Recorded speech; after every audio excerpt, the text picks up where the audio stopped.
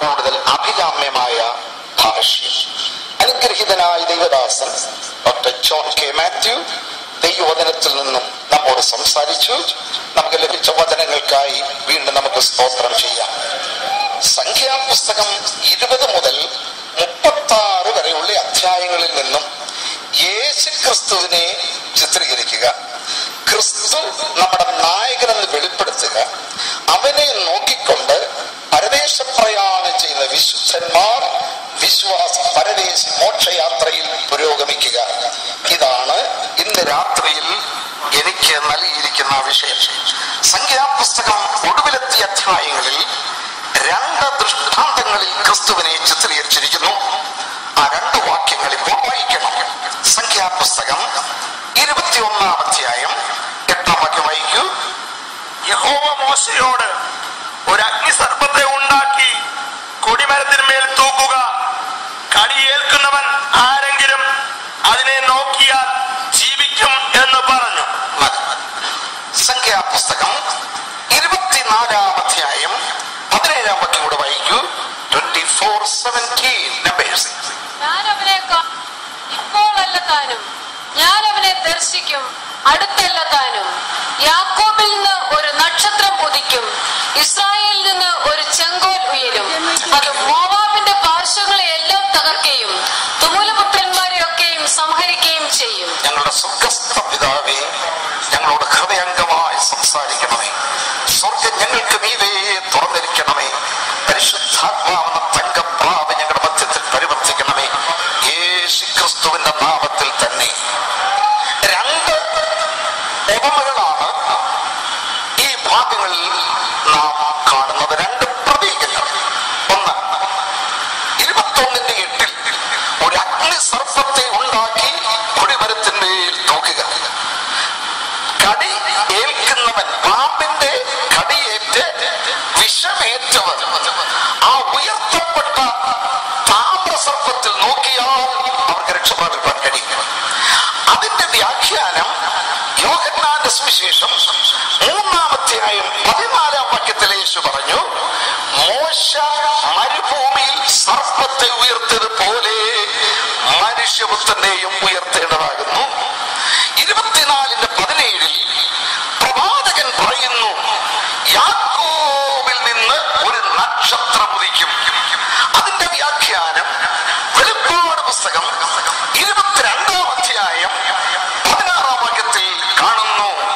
യേശു പറയുന്നു, ഞാൻ ദാവീദിന്റെ വേരും വംശവും ശുഭ്രവുമായ ഉദയനക്ഷത്രമാകുന്നു. മാനവ ഹൃദയങ്ങളിൽ കുടികൊള്ളുന്ന അന്ധകാരത്തെ, പാപത്തിന്റെ അന്ധകാരത്തെ തുടച്ചു നീക്കുവാൻ കാലത്തീവെങ്കിൽ പ്രത്യക്ഷപ്പെട്ട ക്രിസ്തു ഉദയനക്ഷത്രമത്രേ. ദൈവത്തിന്റെ സ്തോത്രം. ഞാൻ ദാവീദിന്റെ വേരും വംശവും ശുഭ്രമായ ഉദയനക്ഷത്രം. പാപത്തിന്റെ അന്ധകാരത്തെ തുടച്ചു നീക്കുവാൻ നമുക്ക് വേണ്ടി കാലത്തീവെങ്കിൽ പ്രത്യക്ഷപ്പെട്ട ഉദയനക്ഷത്രത്തിനായി സ്തോത്രം ചെയ്വി.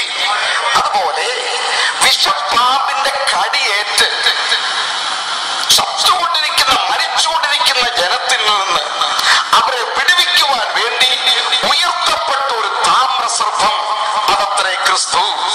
ഇവിടെ കടിയേറ്റവർ ശരീരത്തിൽ വിഷബാധയേറ്റപ്പോൾ വിഷബാധയില്ലാത്ത ഒരു സർപ്പം ഉയർത്തപ്പെട്ടതുപോലെ പാപത്തിന്റെ അന്ധകാര ലോകത്തിൽ നിലനിൽക്കവേ, ഇരുട്ടും പാപവും വിഷവും ലോകത്തിൽ നിലനിൽക്കവേ, പാപമേൽക്കാത്ത ഒരുവൻ 2000 കൊല്ലങ്ങൾക്ക് മുമ്പ് ക്രൂശിൽ തൂങ്ങി. മരത്തിന്മേൽ തൂങ്ങുന്നവനെല്ലാം ശപിക്കപ്പെട്ടവൻ. അലംഘനീയമായ 2 പ്രമാണങ്ങൾ നിവർത്തിയാണ് ക്രൂശ്. ഒന്ന്, മരത്തിന്മേൽ തൂങ്ങുന്നവനെല്ലാം ശപിക്കപ്പെട്ടവൻ. നമ്മുടെ ശാപം മാറണമോ, ശാപമില്ലാത്ത ഒരുത്തൻ മരത്തിൽ തൂങ്ങണം. 2, രക്തം ചൊരിഞ്ഞിട്ടല്ലാതെ വിമോചനമില്ല. നമ്മുടെ പാപത്തിന്റെ വിഷത്തിൽ നമ്മൾ വീണ്ടെടുക്കണമോ, പാപമേൽക്കാത്ത ഒരുത്തൻ ക്രൂശിൽ തൂങ്ങണം. പ്രസ്ഥാനങ്ങളുടെ നേതാക്കന്മാരുടെ മരണം പ്രസ്ഥാനങ്ങൾക്ക് നഷ്ടമാണ്. ഗാന്ധിജിയുടെ മരണം ഇന്ത്യക്ക് നഷ്ടം. ജൈനന്റെ മരണം ജൈന മതത്തിന് നഷ്ടം. ഗുരു നാനാക്കിന്റെ മരണം സിഖ് മതത്തിന് നഷ്ടം. ബുദ്ധന്റെ മരണം ബുദ്ധമതത്തിന് നഷ്ടം. മുഹമ്മദ് നബിയുടെ മരണം ഇസ്ലാം മതത്തിന് നഷ്ടം. സകല പ്രസ്ഥാനങ്ങളുടെയും നേതാക്കൾ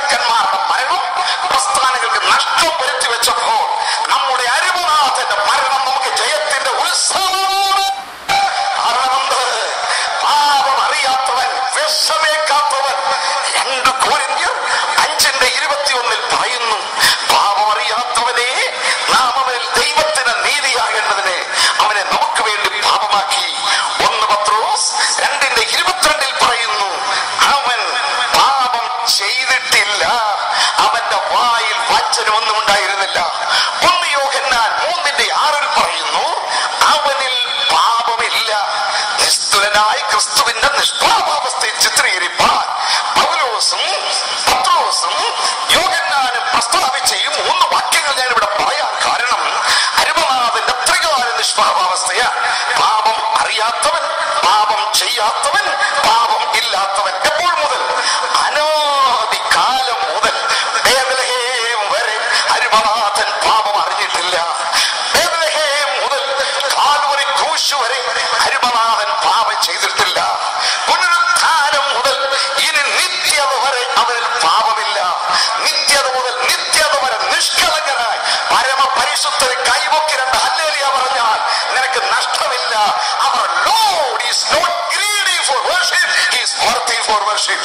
നമ്മുടെ പ്രാണപ്രിയൻ ആരാധന കൊതിയനല്ല, ആരാധനയ്ക്ക് യോഗ്യൻ അവനല്ലാതെ.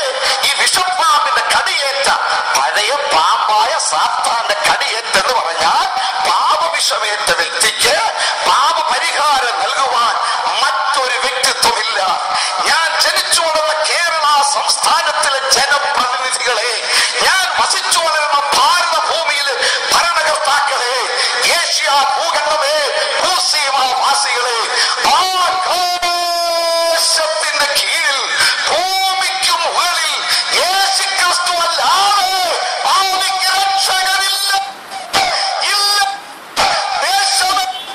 പാപിക്ക് രക്ഷകരില്ല. അവൻ പാപക്കറയറ്റവനല്ല. അവനെ അംഗീകരിപ്പി. അവനെ അംഗീകരിക്കുന്നവർക്കായി ദൈവത്തിന് സ്തോത്രം ചെയ്യുന്നു. Price the Lord. ആ പിച്ചള സർപ്പത്തിൽ നോക്കിയവർ രക്ഷപ്പെട്ടതുപോലെ ഇന്ന് രാത്രിയിൽ അവങ്കിലേക്ക് നീ നോക്കിയാൽ നിന്റെ മുഖം പ്രകാശിതമായി തീരും. അവങ്കിലേക്ക് നോക്കിയവർ പ്രകാശിതരായി അവരുടെ മുഖം ലജ്ജിച്ചു പോയത് മാത്രമല്ല, അവനെ അംഗീകരിപ്പിക്കുകയും അവനിൽ അധിവസിപ്പിക്കുകയും അവനത്രേ എല്ലാവരിലും എല്ലാമാകുന്നു. മനസ്സിലാക്കുക നിങ്ങൾ. അമ്പരചുമ്മിയായ ദേവാലയത്തിന്റെ അന്തർമന്ദിരത്തിലെ പരമപരിശുദ്ധ സ്ഥലത്തൊരു കണ്ണാടിക്കൂടിൽ ആഴ്ചയിൽ ഒരിക്കൽ സ്തോത്ര കാഴ്ച സ്വീകരിക്കാനിരിക്കുന്ന ഈച്ചവറ്റാത്ത യേശുവിനെ അല്ല ഞാൻ പ്രസംഗിക്കുന്നത്. തന്റെ ജനത്തിന്റെ നടുവിൽ, തന്റെ ജനത്തിന്റെ ഉള്ളിൽ വസിക്കുന്ന ക്രിസ്തുവിനെ അത്രേ. Praise God. ആമേൻ. കൈയനക്കാതെ, കാലനക്കാതെ, ഇമ വെട്ടിക്കാതെ, ശ്വാസം വിടാതെ, നെഞ്ചിടിക്കാതെ, ഒരു ചെവിട് മുമ്പോട്ട് വെക്കാതെ, കരങ്ങൾ നീട്ടി കാന്തത്തിന്റെ കീഴിൽ കല്ലിശ്ശേരി കവലയിൽ നിൽക്കുന്ന യേശുവിനെ അല്ല ഞാൻ പ്രസംഗിക്കുന്നത്. ഇന്ന് രാത്രി അതിനെ മറന്നു കളയൂ. തന്റെ ജനത്തിന്റെ നടുവിൽ ഉലാവുന്ന ക്രിസ്തു അവൻ അത്രേ, എല്ലാവരിലും അല്ല. സ്നേഹിത, സഹോദര, സഹോദരി, ആമേൻ. 1000-10,000 കോടി മൈലുകൾക്കപ്പുറത്ത് എവിടെയോ ഒരു കസേരയിട്ട് മേഘങ്ങൾക്കിടയിലൂടെ ഒളിഞ്ഞു നോക്കുന്ന യേശുവിന്റെ ചിത്രം മറക്കൂ. പിന്നെയോ 7 നക്ഷത്രം വലങ്കയിൽ പിടിച്ചുകൊണ്ട് 7 പൊൻനിലവിളക്കിന് നടുവിൽ നടക്കുന്ന ക്രിസ്തുവിനെ ആരാധിക്കുകയും അവൻ അത്രേ എല്ലാവരിലും എല്ലാ. Price the Lord. ഈ കൊലോസ്യർ 3:11 ക്രിസ്തു എന്ന പദം മാറ്റിയ അവിടെ വെക്കാൻ ഭൂതലത്തിൽ മറ്റാരുമില്ല. ദൈവത്തിന് സ്തോത്രം. മനസ്സിലാക്കിയവർക്കായി ഞാൻ ദൈവത്തെ സ്തുതിക്കുന്നു. മറ്റൊരു തത്വജ്ഞാനിയോ ശാസ്ത്രജ്ഞനെയോ മതകർത്താവിന്റെയോ പേര് അവിടെ വെക്കാവുന്നതല്ല. കോടാനുകോടി ആളുകൾ ഭൂതലത്തിൽ ഉണ്ടെങ്കിലും എല്ലാവരിലും എല്ലാമായ ഒരുവരേ ഉള്ളൂ. ഇന്ന് രാത്രി അവന്റെ സൗന്ദര്യം ദർശിക്കുന്നവർക്കായി ഞാൻ തിരുനാമത്തെ സ്തുതിക്കുന്നു. സഹൃദയരായ മനുഷ്യർ ചിലര് പറയും, ഒരു റൂം കിച്ചണേ ഉള്ളല്ലോ, എന്റെ റൂമിൽ താമസിച്ചുള്ളൂ. ലോകത്ത് അതിഥികളോട് പറയുന്നു, സ്നേഹിതരെ എന്റെ വീട്ടിൽ താമസിച്ചുള്ളൂ. മെഫിബോശത്തിനോട് ദാവീദ് പറഞ്ഞു, മോനെ മെഫിബോശത്തെ എന്റെ കൊട്ടാരത്തിൽ താമസിച്ചുള്ളൂ. യോസഫിനോട് ഫറവോ രാജാവ് പറഞ്ഞു, നിന്റെ അപ്പനെ സഹോദരന്മാരെ കൊണ്ട് എന്റെ രാജ്യത്ത് താമസിച്ചുള്ളൂ. നോക്കൂ, റൂമിൽ താമസിപ്പിച്ചവരുണ്ട്, വീട്ടിൽ താമസിപ്പിച്ചവരുണ്ട്, കൊട്ടാരത്തിൽ താമസിപ്പിച്ചവരുണ്ട്, രാജ്യത്ത് താമസിപ്പിച്ചവരുണ്ട്. എന്നാൽ എന്നിൽ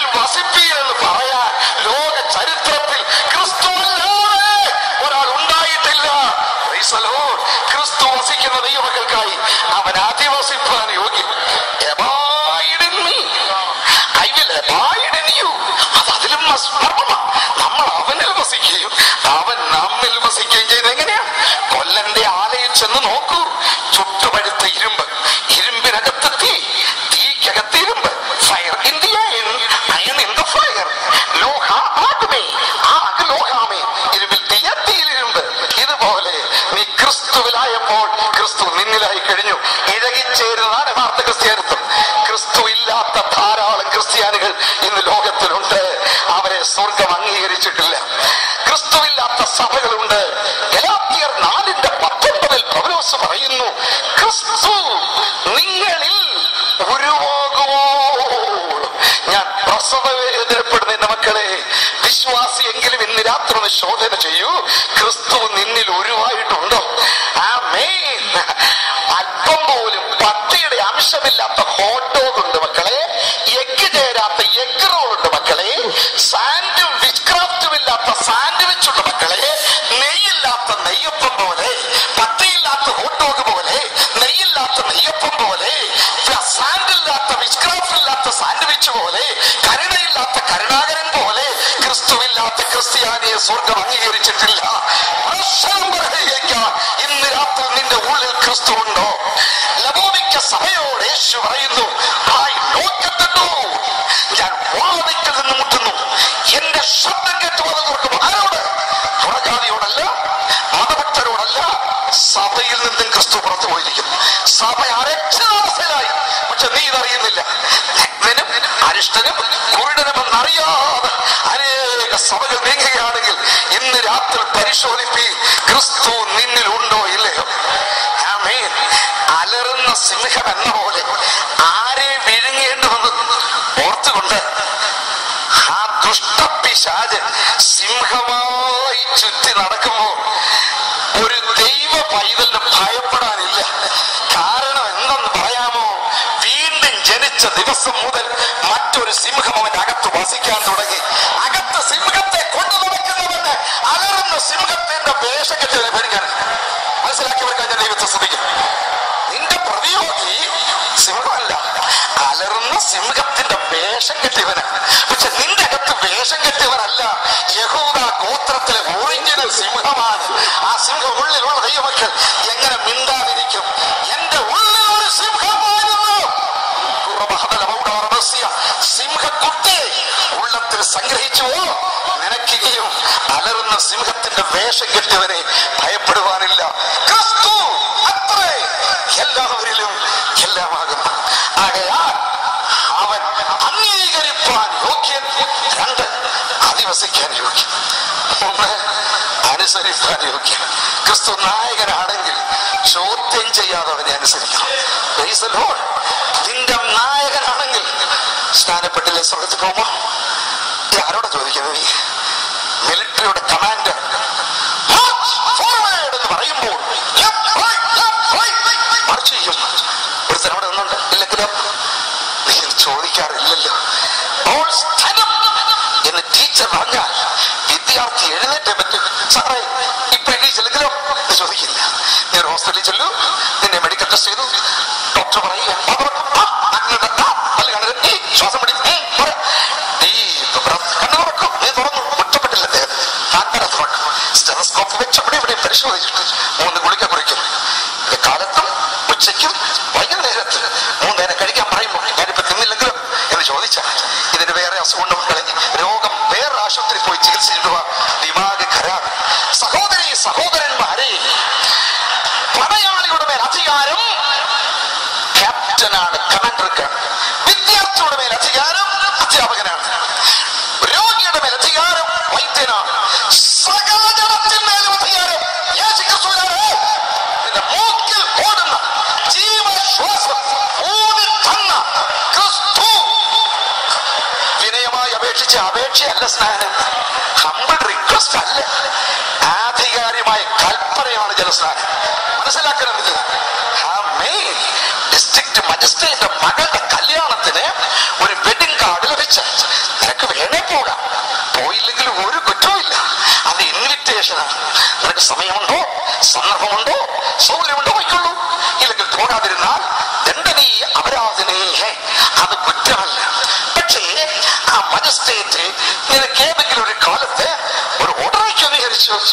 ഏപ്രിൽ മാസം 15-ാം തീയതി 10 മണിക്ക് മത്തായി ചാക്കോ കോട്ടി നമ്പർ 101 10:50 ഹാജരാകണമെന്ന് പറഞ്ഞാൽ, പട്ടയുടെ മോടെ കല്യാണത്തിന് പോയതല്ല, ഇതിന് പോകുന്നില്ലെന്ന് പറഞ്ഞാൽ ഒരു സമൻസ് വരും, ഒന്നോട് വരും, പിന്നെ പോയില്ലെങ്കിൽ വണ്ടി അയച്ചു തരും, പിന്നെ ഫുഡ് ആൻഡ് ലോഡ്ജിങ് ഫ്രീ കിട്ടും. കാരണം എന്താ മക്കളെ, ഇത് ഇൻവിറ്റേഷൻ അല്ല. Brother sister, water baptism is not an appeal, not a request, not an option, not a suggestion. It is the commandment of the Lord and the King of Kings. നിനക്ക് ഒഴിയാൻ ഒരു വഴിയുമില്ല. രാത്രി ഞാൻ ഉപദേശം ഉയർത്തട്ടെ, അവൻ നായകനാണോ? യോഹന്നാൻ 15:10 യേശു പറഞ്ഞത്, ഞാൻ എന്റെ പിതാവിന്റെ കൽപ്പനയനുസരിച്ച് അവന്റെ സ്നേഹത്തിൽ വസിക്കുന്നത് പോലെ നിങ്ങളും എന്റെ കൽപ്പന അനുസരിച്ച് എന്റെ സ്നേഹത്തിൽ വസിക്കും. എന്റെ സന്തോഷം നിങ്ങളിൽ ഇരിപ്പാനും നിങ്ങളുടെ സന്തോഷം പൂർണ്ണമാകുവാനും ഞാനിത് കൽപ്പിച്ചിരിക്കുന്നു. പാപം അറിയാത്തവൻ, പാപം ചെയ്യാത്തവൻ, പാപമില്ലാത്തവൻ, പരമപരിശുദ്ധൻ ഈവനിങ് വാക്കിന് പോയപ്പോ ഒരു സ്നാനം കൊണ്ടെടുത്ത് വെള്ളത്തിൽ ചാടിയതല്ല. അവൻ ഈ ഉദ്ദേശത്തിൽ 70 മൈൽ നടന്ന് യോർദാൻ നദി വന്നവനാണ്. അവനെ കണ്ടപ്പോൾ യോഹന്നാൻ പറഞ്ഞു, കർത്താവേ, നിങ്ങൾ സ്നാനമേൽക്കുവാൻ എനിക്ക് ആവശ്യം, പിന്നെ നീ എന്റെ അടുക്കൽ വരുന്നു. യേശുവിന്റെ മറുപടി അറിയാമോ? അവൻ പാപമോചനത്തിനല്ല, പാപപരിഹാരത്തിനല്ല. ഇപ്പോൾ സമ്മതിക്കാം, ഇങ്ങനെ സകല നീതിയും നിവർത്തിക്കുന്ന നമുക്ക് ഉചിതം. ഞാനും നീ സ്നാനപ്പെടേണ്ടത് എങ്ങനെയാണെന്ന് യേശു കാണിച്ച മാതൃകയാണ്. ചെറുപ്പത്തിലാണോ സ്നാനം, വലുതാകുമ്പോഴാണോ സ്നാനം, തെറിപ്പിച്ചാ മതിയോ, തളിച്ചാ മതിയോ, കോരി ഒഴിച്ചാ മതിയോ, ഡ്രൈ ക്ലീനിങ് ചെയ്താൽ മതിയോ? ഇതെല്ലാം ഉത്തരം ഇങ്ങനെ 3 വാക്കിലുണ്ട്. എന്നെ ആര് കയ്യിലെടുത്ത് അടിയാട്ടി കൊട്ടി കൊട്ടി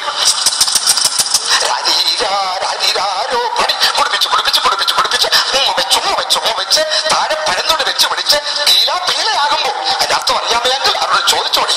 അതിനുശേഷം പോയി ആ തുണി കഴുകിയിട്ട് പിന്നെ അടുത്ത തുണി അട്ടി കൊട്ടി കൊട്ടി ഉമ്മ വെച്ച് കൊണ്ടുവന്നതല്ല. അങ്ങനെ കൊണ്ടുവരുന്നതിനെ പ്രതിഷ്ഠിച്ചു വിടണം, നടന്നു വരുന്നതിനെ പൊക്കി വിടണം. ഇത് ഒഴുക്ക് വെള്ളമല്ല, ഇത് ഒഴുക്ക് വെള്ളമാണ്. നീ കരയിലും ഞാൻ വെള്ളത്തിലുമല്ല, നീ വെള്ളത്തിൽ ഞാൻ കരയിലുമല്ല, നീയും വെള്ളത്തിൽ ഞാനും വെള്ളത്തിൽ. അങ്ങനെ നീതി നിവർത്തിച്ചവർക്കായി ഞാൻ ദൈവത്തെ സ്തുതിക്കുന്നു. അങ്ങനെ നീതി നിവർത്തിക്കാത്തവർ ഇന്ന് രാത്രി തീരുമാനിക്കണം, എങ്കിലും സ്വർഗ്ഗം നിനക്ക് മേലെ തുറന്നിരിക്കുന്നു. യോനാച്ചന് പ്രതീക്ഷയും യേശു കർത്താവും യോർദാനിൽ നിൽക്കുന്ന കാഴ്ച ഒന്ന് കണ്ടേ. ഭാവനയിൽ കമ്പ്യൂട്ടറും ഇന്റർനെറ്റും ഉണ്ടെങ്കിൽ 30 കൊല്ലം മുമ്പത്തേക്കൊന്ന് തിരിച്ചു വിട്ടേ. ഇവർ രണ്ടുപേരും അമ്മമാരുടെ ഗർഭത്തിലായിരുന്ന കാലത്ത് ഈ ഗർഭിണികൾ ഒന്ന് കണ്ടുമുട്ടിയവ അറിയാമോ?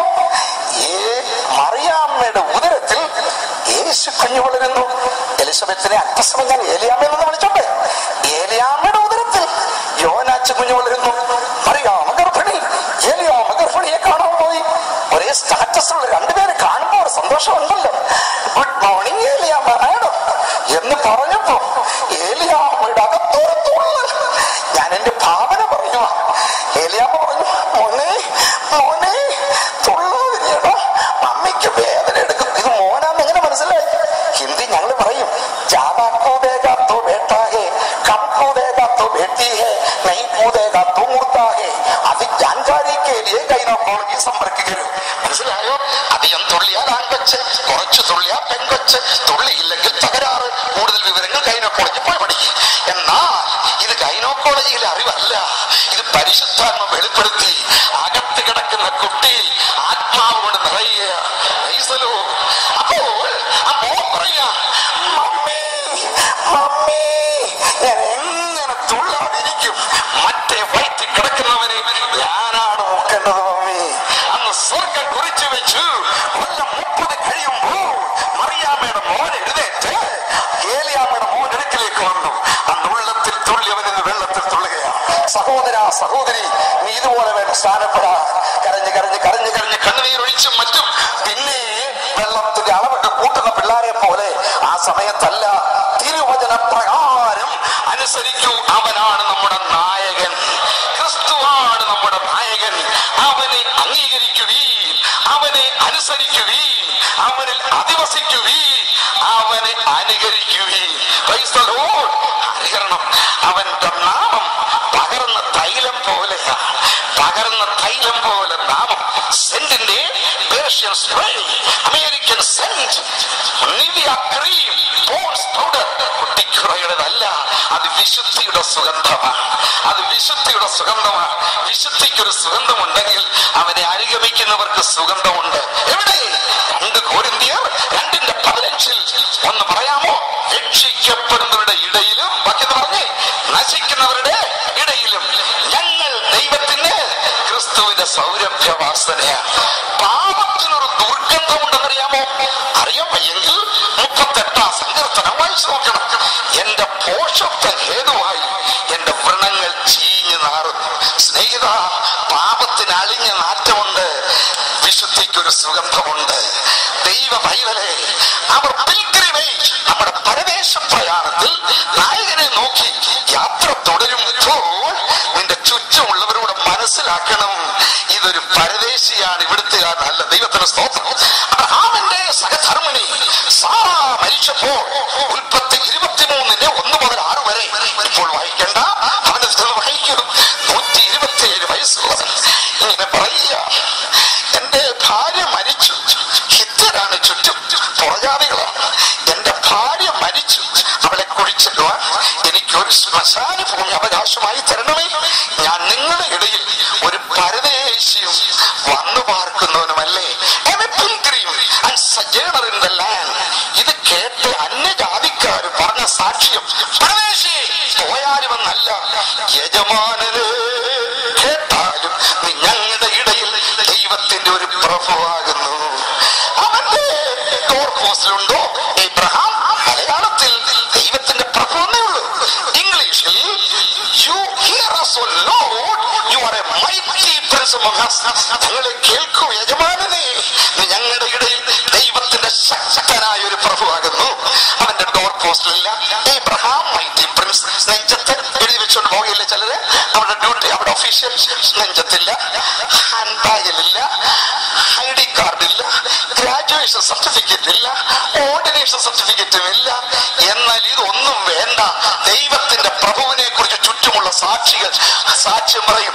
സഭായോഗത്തിനകത്ത് എഴുന്നേറ്റ് വന്ന് പട്ടുപാട് സാക്ഷിക്കുന്ന സാക്ഷ്യത്തെക്കാൾ വില, മോനെ മോളെ, നീ ഇപ്പൊ താമസിക്കുന്ന വീടിന്റെ കിഴക്കേലും തെക്കേലും വടക്കേലും പടിഞ്ഞാറിലുമുള്ള 4 വീട്ടുകാർ നിന്നെ കുറിച്ച് സാക്ഷ്യം പറയട്ടെ, ഇത് ദൈവത്തിന്റെ പ്രഭു. അറിയാമോ നിങ്ങൾക്ക്? യോസേഫിനെ കുറിച്ച് ഉൽപ്പത്തി പുസ്തകം 49:22 പറയുന്നു, യോസേഫ് ഫലപ്രദമായ ഒരു വൃക്ഷം, നീരുറവിനരികെയുള്ള ഫലപ്രദമായ വൃക്ഷം തന്നെ, അതിന്റെ കൊമ്പുകൾ മതിലിന്മേൽ പടരുന്നത് നോക്കൂ.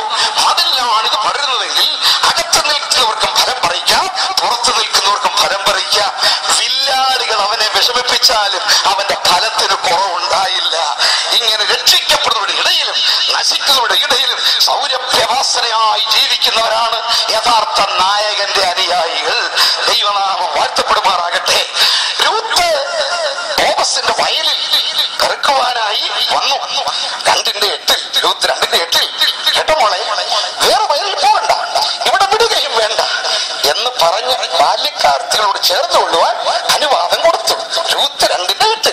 പക്ഷെ 3:11 പറയുമ്പോ, മകളെ, നീ ചോദിക്കുന്നതല്ലോ നിനക്ക് ചെയ്തു തരാം, നീ ഒരു ഉത്തമ സ്ത്രീ എന്ന് എന്റെ പട്ടണക്കാർക്ക് മുഴുവനും മനസ്സിലായി. വയലിൽ, ബോവസിന്റെ വയലിൽ മാത്രമാണ് കൂട്ടായ്മയെങ്കിലും, ബോവസിന്റെ ബാല്യക്കാരത്തോട് മാത്രമാണ് അവൾ ചേരുന്നതെങ്കിലും, അവളുടെ സാക്ഷ്യത്തിന്റെ സുഗന്ധം പട്ടണം മുഴുവൻ പരന്നെങ്കിൽ, സുഗന്ധം പരത്തുന്ന ഒരു കൂട്ടമാണ് ദൈവമക്കൾ. ഓർച്ച ദൈവത്തെ ശ്രമിക്കും. അരുമനാഥൻ, അവന്റെ നാമം പകർന്ന തൈലം പോലെയെങ്കിൽ, സഹോദര സഹോദരി, ഓഫീസിൽ, കമ്പനിയിൽ, ഫാക്ടറിയിൽ, ദേശത്ത് അരുമനാഥനെ പിൻപറ്റുന്ന വ്യക്തിക്കും രക്ഷിക്കപ്പെടുന്നവരുടെയിലും നശിക്കുന്നവരുടെയിലും സാക്ഷ്യം വേണം. എലീശ പ്രവാചകൻ പോകുമ്പോൾ ധനാഢ്യായ ഒരു സ്ത്രീ കർത്താവിനെ വിളിച്ച് പറയുന്ന അറിയാമോ? നമ്മുടെ വഴിയെ കൂടെ കൂടെ പോകുന്ന ഈ ആൾ വിശുദ്ധനായ ഒരു ദൈവപുരുഷനെന്ന് ഞാൻ കാണുന്നു. ദൈവത്തിന് സ്തോത്രം. ഒരു സ്ത്രീ ഒരു പുരുഷനെ കുറിച്ച് പറയുന്ന സാക്ഷ്യത്തിന് ഏറെ വിലയുണ്ടെന്ന് മനസ്സിലാക്കണം. പലരെയും അളന്ന് തൂക്കി വെച്ചിട്ടുണ്ട് സ്ത്രീകൾ. നിങ്ങൾ മനസ്സിലാക്കിയില്ലെങ്കിൽ ആ കഷ്ടം. ദൈവ പൈതലേ, പട്ടണം ഒറ്റയ്ക്കല്ല പോയത്, 2 പേർ ഒരുമിച്ച് ഒരുമിച്ച് പോകത്തുള്ളൂ. എപ്പോഴും ഉണ്ട് രഹസ്യം കൂടെ കൂടെ കൂടെ അപ്പച്ച അപ്പച്ച അപ്പച്ച എന്ന് പറഞ്ഞ് മസലും തിരുമി എണ്ണയും ഇട്ട് പോളിഷ് ചെയ്ത് തുണി ഇറക്കി കൊടുത്ത് നടക്കുക. പക്ഷേ അവൾക്ക് മനസ്സിലായി അവൾ പ്ലൂറൽ ഉപയോഗിച്ചില്ല. നമ്മുടെ വഴിയെ കൂടെ കൂടെ പോകുന്ന ഇവർ രണ്ടുപേരും വിശുദ്ധന്മാരായ ദൈവപുരുഷന്മാർ പറഞ്ഞില്ല. അവൾക്ക് മനസ്സിലായി മുമ്പേ പോകുന്നവൻ ദൈവ പുരുഷൻ, പുറകെ പോകുന്നവൻ പുരുഷൻ ആണെന്ന് മാത്രം മനസ്സിലായി. ഈ സാക്ഷ്യം മനസ്സിലാക്കിയവർക്ക് ഞാൻ ദൈവത്തിന് സ്തോത്രം ചെയ്യും. ആകയാൽ യോസേഫിന്റെ സാക്ഷ്യം, അബ്രഹാമിന്റെ സാക്ഷ്യം, രൂത്തിന്റെ സാക്ഷ്യം, ഏലിശയുടെ സാക്ഷ്യം പോലെ ദൈവ മക്കൾ നടക്കുന്നത് കണ്ടാൽ ഒരു ഐശ്വര്യം വേണം. നിന്റെ മുഖത്ത് നോക്കി ഒരു ഐശ്വര്യം വേണം. അറിയാമോ, മുഖത്ത് ഷേവ് ചെയ്തേച്ച് പകുതി ഷേവ് ചെയ്തേച്ച് പകുതി ഇട്ടേക്കോ. എവിടുന്ന ഈ പകുതി ഷേവിങ് വന്നത്? 2 ശമൂവേൽ 10-ാം അധ്യായം 4-5 ഫ്രഞ്ച് കട്ടിങ്, മുറുകെ കട്ടിങ്. ഇതിന്റെ എവിടെ വന്നെന്ന് നോക്കി. 2 ശമൂവേൽ 10-ന്റെ 4-5 നോക്കി. 2 ശമൂവേൽ 10-ാം അധ്യായം. അപ്പോൾ ഹാനൂൻ ദാവീദിന്റെ ഭൃത്യന്മാരെ പിടിച്ച് അവരുടെ താടിയെ പാതി ചെറുപ്പിച്ച് ഇങ്ങനെ കൊണ്ട് ഇവിടെ ചരയ്ക്കും താടി ചരപ്പിച്ചു, പകുതി ചരപ്പിച്ച് വെച്ച് ഫുൾ ഷേവ് ചെയ്യാതെ. പിന്നെ അവരുടെ അങ്കികളെ നടുവിൽ ആസനം വരെ മുറിപ്പിച്ച് അവരെ അയച്ചു. ഇത് ദാവീദ് കേട്ടപ്പോ എന്തോ പറഞ്ഞു?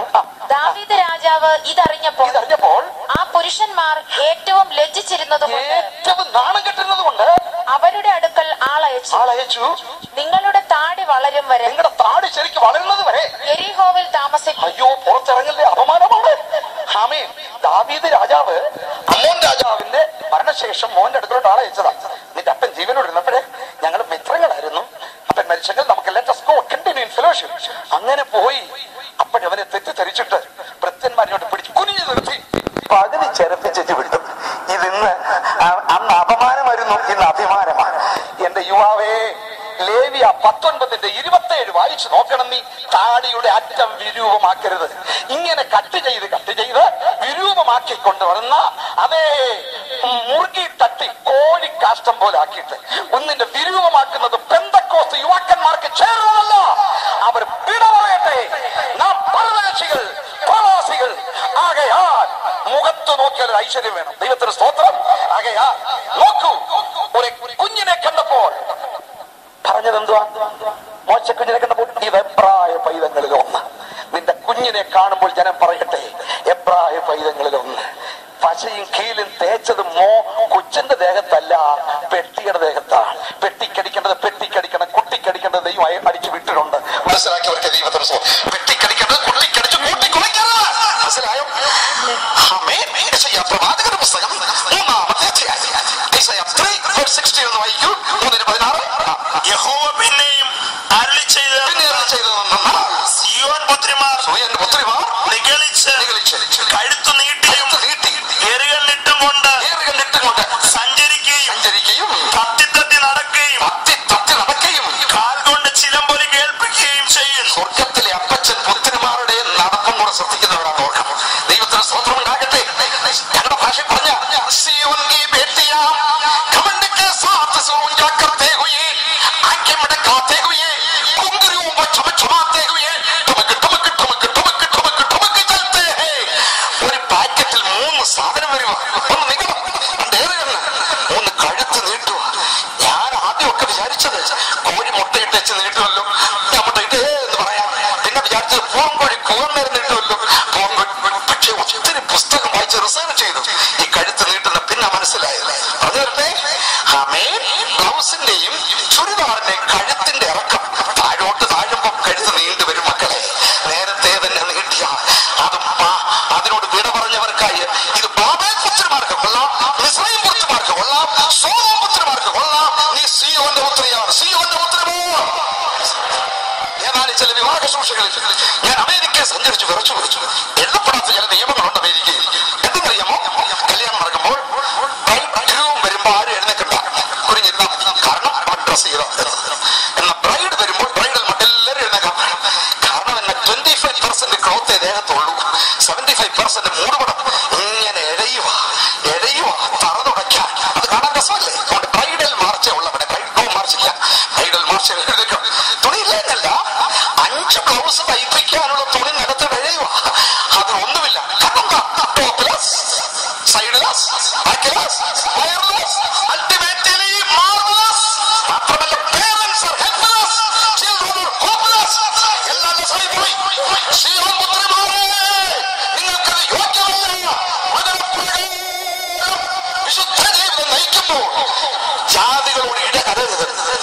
കഥാന്യ സ്ത്രീ കരഞ്ഞതുപോലെ കരയാൻ അമ്മമാര് വരണം. എന്റെ മകൾക്ക് ഭൂതോപദ്രവം അതികഠിനമായി. നാഥ, കുഞ്ഞുങ്ങളുടെ ഭാവിക്ക് വേണ്ടി അമേരിക്ക പോയത്, പക്ഷെ ഭൂതോപദ്രവം കഠിനമായി. കരയുന്ന മാതാപിതാക്കൾക്കായി ഞാൻ ദൈവത്തിന് സ്തോത്രം. നിലവിളി നിർത്തരുത്. നമ്മുടെ തലമുറ മടങ്ങി വരട്ടെ, മടങ്ങി വരട്ടെ, മടങ്ങി വരട്ടെ. നിങ്ങളുടെ ആത്മാവിനോട് പോരാടുന്ന ജഡമോഹങ്ങളെ വിട്ടകന്ന് ജാതികൾ നിങ്ങളെ ദുഷ്പ്രവർത്തിക്കാരെന്ന് വിളിക്കും തോറും അവിടെ ഇടയിൽ നടപ്പ് നന്നായിരിക്കണം. ക്രിസ്തുവത്രേ നമ്മുടെ നായകൻ, അവനത്രേ പ്രകാശം വരുത്തുന്ന നക്ഷത്രം, അവനത്രേ പാപത്തിന്റെ കാലിരിക്കുന്ന ഉയർത്തപ്പെട്ട താമ്ര സർപ്പം. അവനെ അംഗീകരിപ്പീൻ, അവനിൽ അധിവസിപ്പീൻ, അവനെ അനുസരിപ്പീൻ, അവനെ അംഗീകരിപ്പീൻ. മാത്രമോ അവന്റെ ഫിലിപ്പിയ ലേഖനം 2:5-10 വരെ നോക്കിയാൽ കാണാം. ക്രിസ്തുവേശുള്ള ഭാവം തന്നെ നിങ്ങളിലും ഉണ്ടായിരിക്കട്ടെ. അവൻ ദൈവരൂപത്തിൽ ഇരിക്കെ ദൈവത്തോടുള്ള സമത്വം മുറുകെ പിടിച്ചോളണമെന്ന് വിചാരിക്കാതെ ദാസരൂപമെടുത്തു മനുഷ്യ സാദൃശ്യത്തിലായി വേഷത്തിൽ മനുഷ്യനായി വിടുങ്ങി തന്നെത്താൻ താഴ്ത്തി മരണത്തോളം, ക്രൂശിലെ മരണത്തോളം അനുസരണമുള്ളവരായി തീർന്നു. അതുകൊണ്ട് ദൈവനെ ഏറ്റവും ഉയർത്തി സകലനാമത്തിനും മേലായ നാമം നൽകി തന്നെത്താൻ താഴ്ത്തുന്നതാണ് ക്രിസ്തുവിന്റെ ആത്മാവിന്റെ ലക്ഷണം. അറിയാമോ? എന്നാൽ അതിന് ജസ്റ്റ് ഓപ്പോസിറ്റാ തന്നെത്താൻ ഉയർത്തുന്നവൻ. യെശയ്യാ പ്രവാചകന്റെ പുസ്തകം 14:12 ലൂസിഫറിനെ കുറിച്ച് കാണാം. അത്യുന്നതനോട് സമനാകും, മേഘോരങ്ങൾക്ക് മീതെ കയറും, നക്ഷത്രങ്ങളുടെ ഇടയിൽ കൊണ്ട് എന്ന് എന്റെ സിംഹാസനം സ്ഥാപിക്കും. അവനെ കുറിച്ച് 2 തെസ്സലോനിക്കർ 2 തന്നെത്താൻ ഉയർത്തുന്ന എതിരാളി മറ്റുള്ളവർ മുൻപിൽ തന്നെത്താൻ ഉയർത്തുവാനായി ഹാമേ കിണഞ്ഞു പരിശ്രമിക്കുന്ന സഹോദരാ, നിങ്ങൾ ക്രിസ്തുവിന്റെ ആത്മാവില്ല. ദൈവത്തോടുള്ള സമത്വം മുറുകെ പിടിച്ചോന്ന് വിചാരിക്കാതെ ദാസരൂപം എടുത്ത ക്രിസ്തു ദൈവത്തോട് ദൈവസന്നിധിയിൽ ഏറ്റവും ഉയർത്തപ്പെട്ടു. എല്ലാം മുട്ടും മടക്കി അവൻ ആരാധിക്കാൻ പോകും. ദൈവത്തിന് സ്തോത്രം. നിന്റെ ഇടത്തെ കൈയുടെ കുഴയ്ക്ക് പൾസ് ഉണ്ടായിട്ടുണ്ടെങ്കിൽ, നിന്റെ ഹാർട്ടിന് ബീറ്റ് ഉണ്ടായിട്ടുണ്ടെങ്കിൽ, ഒരു പ്രാവശ്യം നീ ശ്വാസം പിടിച്ചിട്ടുണ്ടെങ്കിൽ, ഒരു ദിവസം നിന്റെ മുട്ട് മടക്കി യേശുവിനെ കർത്താവെന്ന് പറഞ്ഞു വെക്കുകയുള്ളൂ. ഇന്ന് എല്ലാവരും മുട്ട് വളയത്തില്ല. കാരണം 70 ഏറെയായാൽ 80 മാത്രം. 80 വയസ്സ് കഴിഞ്ഞാൽ മുട്ട് വളയാൻ പ്രയാസമാണ്. സോർട്ടും ചെയ്യുമല്ലേ. പിന്നെ കൂടാതെ വണ്ണം കൂടിപ്പോയാൽ മുട്ട് വളയത്തില്ല. 3 അർത്രൈറ്റിസ്, വാതരോഗം കൂടിയാൽ മുട്ട് വളയത്തില്ല. 4 അഹങ്കാരം കൂടിയാലും വളയത്തില്ല. അറിയാമോ? 4 കാരണമാണ് മുട്ട് വളയാത്തത്. പ്രായം കൂടിയാൽ വളയയില്ല, വണ്ണം കൂടിയാൽ വളകയില്ല, രോഗം കൂടിയാൽ വളകയില്ല, അഹങ്കാരം കൂടിയാൽ വളകയില്ല. ഈ പ്രശ്നമെല്ലാം പെട്ടെന്ന് തീരാൻ പോവുക. എല്ലാ മുട്ടും മടങ്ങും, എല്ലാ നാമം യേശു കർത്താവ് ഏറ്റുപറയും. എന്ത്? തന്നെത്താൻ താഴ്ത്തിയ ഗുരുവിന്റെ മനോഭാവം നോക്കൂ. യോഹന്നാന്റെ സുവിശേഷം 13-ാം അധ്യായം 3 മുതൽ 5 വരെ വായിച്ചു നോക്കൂ. ജോൺ 13:3-5 പിതാവ് സകലവും തന്റെ കയ്യിൽ തന്നിരിക്കുന്നുവെന്നും താൻ ദൈവത്തിന്റെ അടുക്കൽ നിന്ന് വന്ന് ദൈവത്തിന്റെ അടുക്കൽ പോകുന്നുവെന്നും യേശു അറിഞ്ഞിരിക്കേണ്ട. അത്താഴത്തിൽ നിന്ന് എഴുന്നേറ്റ് വസ്ത്രം ഊരി വെച്ചു, ഒരു തുവർത്തെടുത്ത് അരയിൽ ചുറ്റി മേലങ്കി ഉരിഞ്ഞു വെച്ച് ഒരു തുവർത്തെടുത്ത് അരയിൽ ചുറ്റി, പിന്നെ ഒരു പാത്രത്തിൽ വെള്ളം എടുത്ത് ശിഷ്യന്മാരുടെ കാൽ കഴുകുവാനും അരയിൽ ചുറ്റിയിരുന്ന തുണി കൊണ്ട് തോർത്തുവാനും തുടങ്ങി. ഈ മനോഭാവമുള്ളവരിലാണ് ക്രിസ്തുവിന്റെ ആത്മാവസിക്കുന്നത്. കൂട്ട് സഹോദരനെ ഇടിച്ച് താഴ്ത്തി തരിപ്പണമാക്കി നീ വലിയവനാണെന്നുള്ള പ്രൊമോഷണൽ മീറ്റിംഗ് നടത്തുന്നവരിൽ ക്രിസ്തുവിന്റെ ആത്മാവില്ല. ക്രിസ്തുവിന്റെ ആത്മാവ് വിലയപ്പെടുന്നവൻ അവരുടെ കാല് കഴുകി തുടയ്ക്കാൻ മനസ്സുള്ള വ്യക്തിയാണ് ക്രിസ്തു വസിക്കുന്നത്. തന്നെത്താൻ ഉയർത്തുന്ന എതിരാളിയുടെ ആത്മാവിന് പ്രമോഷൻ നടത്തരുത് മക്കളെ. സ്തോത്രം, സ്തോത്രം, സ്തോത്രം. തന്നെത്താൻ താഴ്ത്തിയ മനുഷ്യയുടെ ആത്മാവ് വരട്ടെ. ദൈവത്തിന് സ്തോത്രം ഉണ്ടാകട്ടെ. ഹൃദയത്തിൽ നിന്റെ വേദനയോട് ഞാൻ പറയട്ടെ, ദൈവത്തിന് സ്തോത്രം. ക്രിസ്തുവിനെ ഉയർത്തുന്ന മീറ്റിംഗ് നമുക്ക് നടത്തണം.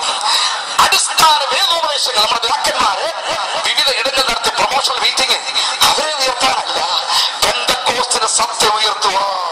വീണ്ടും ജനനം, ജലസ്നാനം, ആത്മ കുംഭസ്നാനം, വിശുദ്ധ ജീവിതം, വേർപാട്, ഈ വിധത്തിലുള്ള ഉപദേശം ഉയർത്തുവാൻ, സുവിശേഷം ഉയർത്തുവാൻ, ക്രിസ്തുവിനെ ഉയർത്തുവാൻ പ്രമോഷണൽ മീറ്റിംഗ് നടത്തട്ടെ.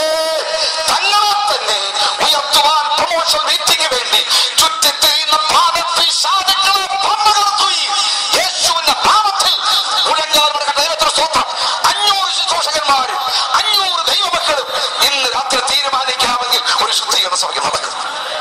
ബാബിലോണിൽ പരമപരിശുദ്ധമായ സഭ AD 300 കഴിഞ്ഞപ്പോ ബാബിലോണിലെ ഉപദേശത്തോട് ലയിച്ചു വശമായി പോയി.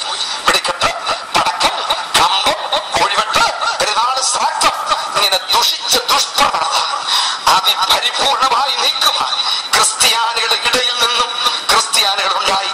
അതാ പെന്തക്കോസ്ത്. ഇന്ന് ദുഷിച്ച പെന്തക്കോസ്തിന്റെ പ്രവണതകളിൽ നിന്നും ഒരു പെന്തക്കോസ്ത് വേർപെടേണ്ട കാലമായിരിക്കുന്നു.